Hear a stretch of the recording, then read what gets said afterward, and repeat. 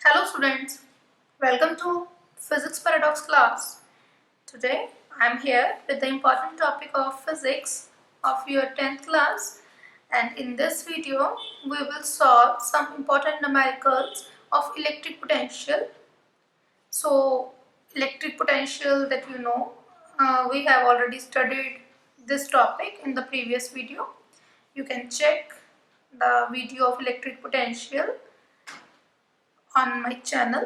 So electric potential और potential difference के बारे में हमने वाइडली स्टडी कर लिया है ऑलरेडी। तो इलेक्ट्रिसिटी चैप्टर का ये टॉपिक है। तो इसमें हमने इलेक्ट्रिक पोटेंशियल के जो न्यूमेरिकल्स हैं उसको यहाँ पे सॉल्व करना है कि हम इलेक्ट्रिक पोटेंशियल को कैसे कैलकुलेट करते हैं, तो उसके न्यूमेरिकल्स को कैसे सॉल्व करेंगे। तो न्यूमेरिकल सॉल्व करने के लिए सबसे पहले हमें इसके जो फॉर्मूलाज हैं उनको थोड़ा सा हम रिमाइंड कर लेते हैं। तो फर्स्टली हमने जो पोटेंशियल के बारे में स्टडी किया, तो पोटेंशियल की जो बेसिक डेफिनेशन थी that potential V, that V is equal to work done per unit charge per unit test charge. तो पोटेंशियल हमें फाइंड करने के लिए फॉर्मूला यूज करना पड़ेगा work done per unit test charge, and that is the first formula to calculate the potential. And the second formula that is from Ohm's law, that is V is equal to IR. Second formula that is V equal to IR, and I is the current, R is the resistance. And कभी कभी क्या है कि हमें potential जो है, ठीक है, उसकी वैल्यू जो है ऐसे भी कैलकुलेट करनी पड़ती है, जैसे इसमें है कि पोटेंशियल डिफरेंस की फॉर्म में, ठीक है। तो पोटेंशियल डिफरेंस भी हमने डिस्कस किया था। तो पोटेंशियल डिफरेंस की फॉर्म में हमें यहाँ पे इसकी वैल्यू जो है उसे कैलकुलेट करना पड़ेगा, ठीक है। तो उसके लिए हम जो पोटेंशियल डिफरेंस है, अगर हमें दो पॉइंट्स गिवन होंगे तो उसके अकॉर्डिंगली पोटेंशियल डिफरेंस जो है हमें अलग अलग वहाँ सॉल्व करके फिर हम उसका पोटेंशियल या वर्क जो भी हमें पूछा होगा अकॉर्डिंगली स्टेटमेंट के अकॉर्डिंग हम उसे फॉर्मूला को यूज़ करके सॉल्व करेंगे। तो चलते हैं हमारे एग्जाम्पल की ओर। तो फर्स्ट हम स्टेटमेंट जो कंसिडर कर रहे हैं, फर्स्ट स्टेटमेंट है firstly how much work is done in moving a charge of 3 coulomb across 2 points having potential difference of 15 volt। तो अब हमें यहाँ पोटेंशियल गिवन है, पोटेंशियल से हमें कैलकुलेट करना है वर्क। तो हम देखते हैं सबसे पहले गिवन टर्म्स कौन सी हैं। तो हमें उसने पूछा गया है कि you have to calculate the amount of work किसके लिए हमें फाइंड करना है, in moving a charge of 3 coulomb. Charge कितना है हमारा, 3 कूलम चार्ज है। 3 कूलम चार्ज के लिए हमें वर्क फाइंड करना है। तो हमें जो वर्क फाइंड करना है वो 2 पॉइंट्स में है। तो 2 पॉइंट्स में जो पोटेंशियल डिफरेंस है वो हमें गिवन है कि delta V potential difference is 15 volt. तो सबसे पहले हमें ये देखना है कि ये टर्म्स में से हमारा जो फॉर्मूला जो है वो कौन सा एप्लीकेबल है। तो firstly work charge and potential, तो फर्स्ट फॉर्मूला ही या कह लीजिए थर्ड फॉर्मूला हमारा एप्लीकेबल है, जिसमें हमें delta V equal to delta W by Q है। तो हमने इसमें से वर्क निकालना है, amount of work that is charge into potential difference. तो चार्ज के यूनिट भी यहाँ पे कूलम है और पोटेंशियल के यूनिट जो है वो भी वोल्ट है। तो बोथ आर इन ऐसे system, so you will use this value directly, that will give you 15 into 3, that is 45, and its unit of work that is SI unit जब। तो 45 जब जो वर्क है वो हमें करना पड़ेगा इस केस में। तो देखते हैं जो हमारा नेक्स्ट है स्टेटमेंट वो क्या है। 6 joule work is done in moving a charge of 3 coulomb, कि हमें 6 जूल वर्क करना पड़ता है 3 कूलम के चार्ज को मूव करने के लिए। तो फाइंड पोटेंशियल डिफरेंस, तो अब वो करना क्या है, पोटेंशियल डिफरेंस जो है वो फाइंड करना है, ठीक है। तो सबसे पहले हम देखते हैं कि हमारे पास गिवन टर्म्स क्या है। तो गिवन में हमारे पास वर्क जो है उसकी वैल्यू गिवन है कि हमें 6 जूल करना पड़ रहा है। चार्ज गिवन है हमारे पास 3 कूलम चार्ज है, तो हमें पोटेंशियल डिफरेंस फाइंड करना है। तो potential difference V is equal to that delta V potential difference delta W by Q, that is 6/3 and answer is 2 volt. Again हमें कोई भी कन्वर्जन करने की जरूरत नहीं थी, क्योंकि हमारे पास ऑलरेडी ये जो वैल्यूज थी ये ऐसे सिस्टम में थी, तो आंसर जो हमारा आया दैट इज 2 वोल्ट। तो नेक्स्ट चलते हैं नेक्स्ट न्यूमेरिकल की ओर। तो नेक्स्ट न्यूमेरिकल क्या है जी हमारा, तो हमें कैलकुलेट करना है, calculate potential difference required across a conductor of resistance given है कंडक्टर की resistance 8 ohm to pass current of 1.2 ampere through it. तो एक कंडक्टर है हमारा, उसमें से हमने 1.2 एम्पियर का करंट जो है उसे पास करना है, और वो कंडक्टर की जो रेजिस्टेंस है वो हमें 8 ओम गिवन है। तो you have to calculate the potential difference. तो हमें करंट गिवन है that is 1.2 ampere and resistance given है 8 ohm and you have to calculate potential difference. So suitable formula is second formula. This is V equal to IR. I की value is 1.2 and R is 8. So this will give value of 9.6 volt. Okay. तो यहाँ से हमने क्या देखा कि हमारे पास 9.6 volt का पोटेंशियल आया। तो ये तो हमारे बहुत ही इसको सिंपल बेसिक से न्यूमेरिकल है, ठीक है, वो हमने यहाँ पे देखे। तो जो नेक्स्ट हम थोड़े से टिपिकल न्यूमेरिकल जो हैं उनको देखते हैं कि हमने कैसे सॉल्व करना है। तो ये तो हमारी बिल्कुल डायरेक्ट स्टेटमेंट थी जिसमें हमें 2 वैल्यूज गिवन थी और थर्ड जो वैल्यू थी उसे हमें फाइंड करना था। तो नेक्स्ट न्यूमेरिकल क्या है हमारा, calculate work in bringing, calculate the work in bringing a point charge given है हमें, point charge of 8 microcoulomb given है from point A to point B. If electric potential are 2 volt and 4 volt respectively.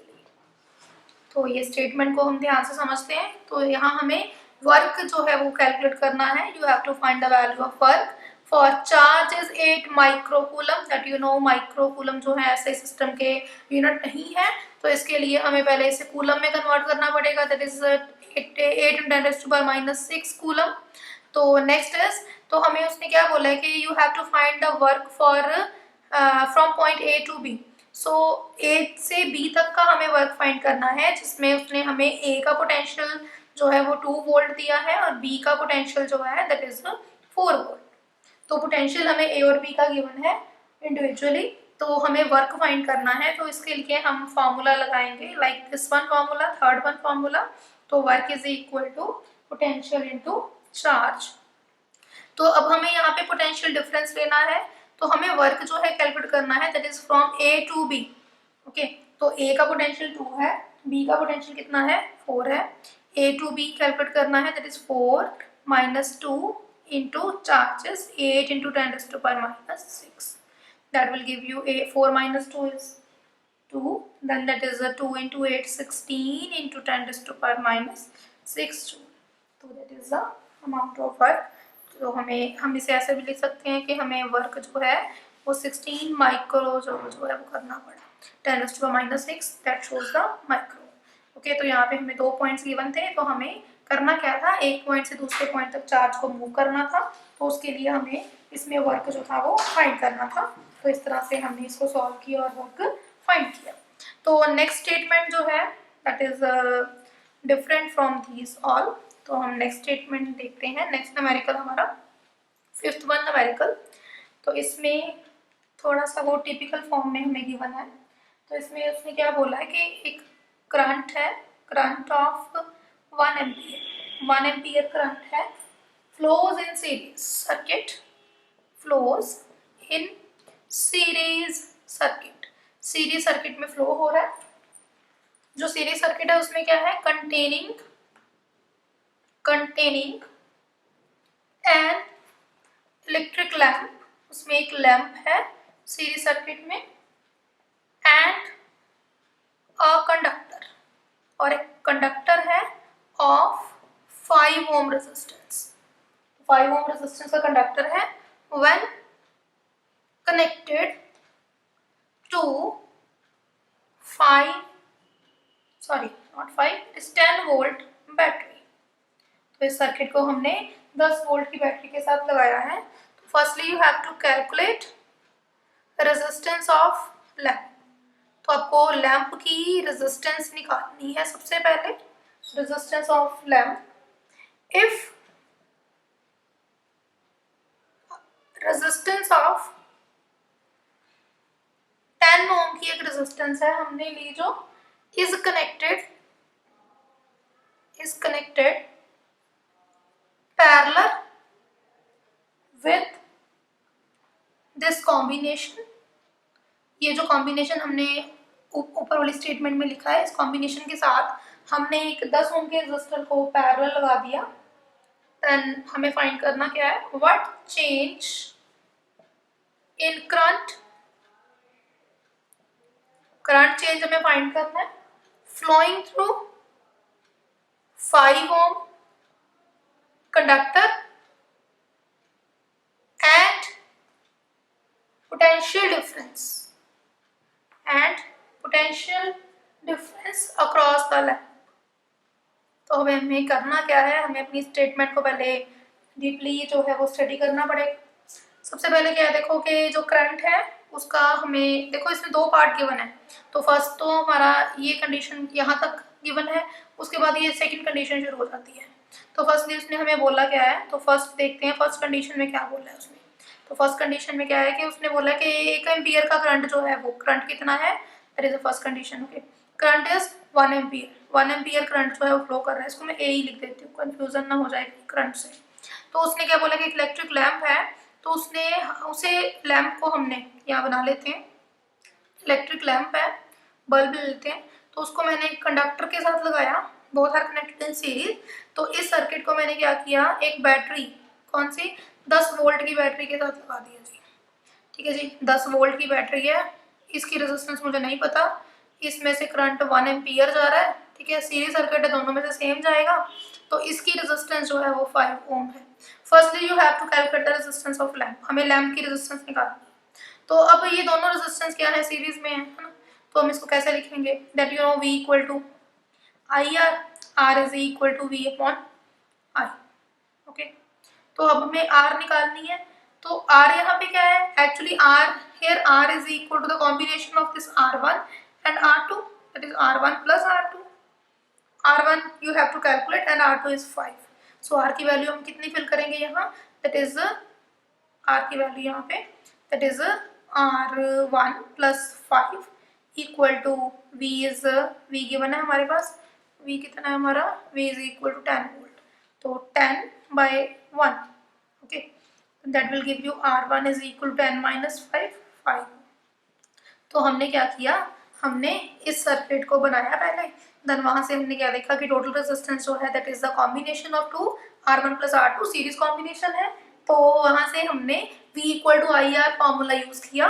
तो R की value V by I है, तो R की value को हमने R1 प्लस 5 पुट कर दिया बाय यूजिंग दिस फॉर्मूला।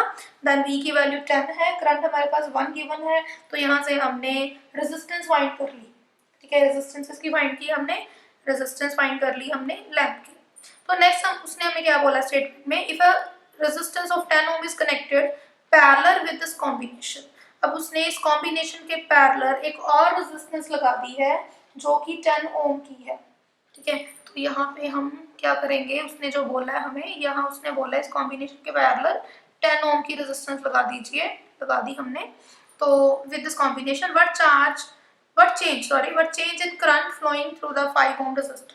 तो इसमें से करंट को क्या फर्क पड़ेगा।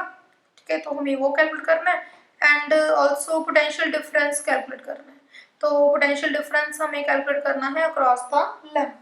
तो पहले हम फर्स्ट केस में भी पोटेंशियल डिफरेंस कैलकुलेट करेंगे तो भी बताएंगे कितना चेंज आया है। तो यहाँ भी हम फर्स्ट केस में भी पहले potential difference across the lamp calculate कर लेते हैं। लैंप का पोटेंशियल डिफरेंस कितना है। ओके, तो लैंप का पोटेंशियल डिफरेंस जो है वो कितना है हमारा, that is V equal to I into R1। I कितना था 1 इंटू R1 हमने फाइंड किया 5, दैट इज 5 वोल्ट। ओके, तो ये तो हमारा आ गया 5 वोल्ट का लैंप के across potential difference in first case. तो सेकंड केस देखते हैं अब हमारा। उसके लिए मैं इस साइड को रब कर लेती हूँ, ये जो हमने फॉर्मूला डिस्कस किए थे।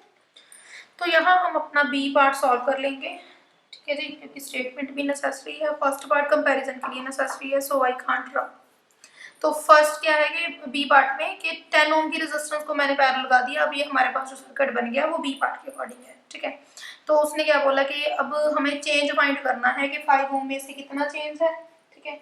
तो अब जब 10 ओम के रेजिस्टर को पैरेलल लगाया तो अब हम इस कॉम्बिनेशन की रेजिस्टेंस को निकाल लें अगर, तो कॉम्बिनेशन की रेजिस्टेंस क्या आएगी, दोनों की तो मिला के 5 + 5 10 बन गई ना, क्योंकि दोनों सीरीज में, तो दोनों आपस में क्या है पैरेलल में, this 10 and this 10, that is 1/10 + 1/10, that will give you 2/10। तो यहाँ से हमारे पास कॉम्बिनेशन, इस कॉम्बिनेशन की टोटल रेजिस्टेंस जो है वो कितनी आती, 5 ओम आती। नाउ अगर कॉम्बिनेशन की रेजिस्टेंस 5 है तो इस सर्किट का पूरा करंट कितना है, हमने V equal to I R करके पूरा करंट फाइंड कर लिया, I इक्वल टू V/R। तो V हमारा 10 है तो रेजिस्टेंस हमारी 5 है, तो यहाँ से करंट हमारे पास 2 एम्पियर आ गया, ठीक है। तो दैट मीन क्या है कि इस कॉम्बिनेशन को लगाने के बाद ये जो करंट है वो 2 एम्पियर फ्लो होगा। एज यू नो कि पैरेलल सर्किट में करंट जो है वो डिवाइड हो जाता है, जैसे यहाँ से करंट I आया, ठीक है, now that is 2 ampere, 2 ampere current आया, तो 2 एम्पियर करंट जो है वो दो पार्ट्स में डिवाइड हो गया, एक इसमें से जाएगा एक इसमें से जाएगा। देखो यहाँ कैलकुलेशन सिंपल हो जाएगी। सिंपल क्यों है, क्योंकि दोनों ये जो रेजिस्टर लगे हुए हैं, इस कॉम्बिनेशन की रेजिस्टेंस और ये रेजिस्टर जो है दोनों 10 ओम की है, इसलिए हमारे पास जो करंट है वो इक्वली डिवाइड हो जाएगा। ओके, अगर इनकी वैल्यू डिफरेंट होती तो हमें फॉर्मूला अप्लाई करके निकालना पड़ता, क्योंकि इस केस में क्या है कि इस कॉम्बिनेशन की रेजिस्टेंस और इसकी रेजिस्टेंस दोनों की वैल्यू क्या है, सेम है, 10 ओम है। दैट्स वाई क्या है कि यहाँ पे कोई डिफरेंस नहीं आएगा, करंट जो है वो इक्वली डिवाइड हो जाएगा। सो यू कैन से कि हमने करना क्या था, you have to find the change in the current flowing through 5 ohm. तो 5 ओम में से कितना करंट फ्लो कर रहा है तो हमने वो निकालना है। अभी भी 5 ओम लैंप जो है हमारा, सॉरी 5 ओम का रेजिस्टर जो है हमारा, जो करंट है, करंट थ्रू 5 ओम जो है अभी भी वो उसकी वैल्यू कितनी आएगी, 1 एम्पियर। क्यों, क्योंकि ये इक्वली डिवाइड हो जाएंगे। That mean there is no change in the current in the second and first situation. Okay, दोनों सिचुएशन को हमने कंपेयर किया तो दोनों में कोई भी चेंज नहीं आ रहा।